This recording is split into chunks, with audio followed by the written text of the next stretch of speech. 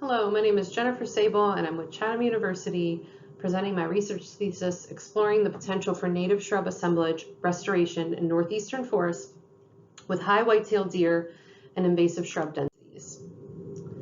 There are two concurrent major environmental stressors on native plant vegetation in forests that include overabundant deer populations that contribute to overbrowsing and the rapid spread of invasive plants. Novel restoration techniques to support floral biodiversity in northeastern forests are needed, given the severity of degradation these two stressors induce. And as you can see on this interpolated map, Chatham Eden Hall campus forests are greater than 60% covered by invasive plant species. So the hypothesis was tested of associational resistance to see if key native shrubs can withstand deer overbrowsing and invasive species by assessing the growth and survivorship along gradients of invasive species cover and deer densities.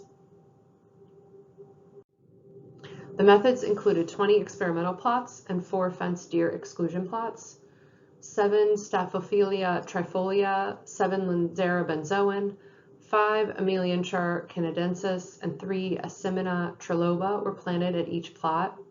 Light and temperature environmental sensors were deployed at each plot.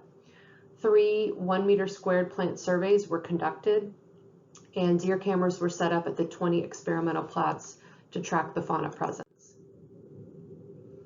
And the results for the survivorship indicate all 4 focal plant species do not exhibit associational resistance. Canadensis, triloba, and benzoin survived better outside of the deer exclusions. Trifolia exhibited higher survival rates inside of the deer fence plots, but overall the survivorship was very high for that species. Binomial generalized linear models and a linear mixed effect model were used to analyze survivorship, and the models suggested evidence that light ranking, and that meaning as the light would increase, the rank increases, was negatively associated with the survivorship of Trifolia. The models also suggested moderate evidence that fence plots were negatively associated with the survivorship of Canadensis.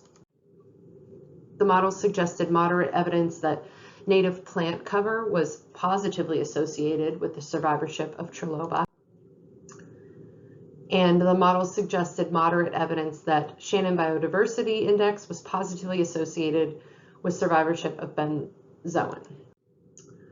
And now the results for the relative growth rate indicate that all 4 focal plant species do not exhibit associational resistance. Triloba and benzoin had negative growth rates in both types of plots. Trifolia and Canadensis had positive growth rates in both types of plots. In a generalized linear model and a linear mixed effect model were used to analyze relative growth rate of the 4 focal plant species. And the model suggested moderate evidence that light rank was positively associated with the relative growth rate of Canadensis. And the models also suggested moderate evidence that native plant cover was positively associated with the relative growth rate of Triloba.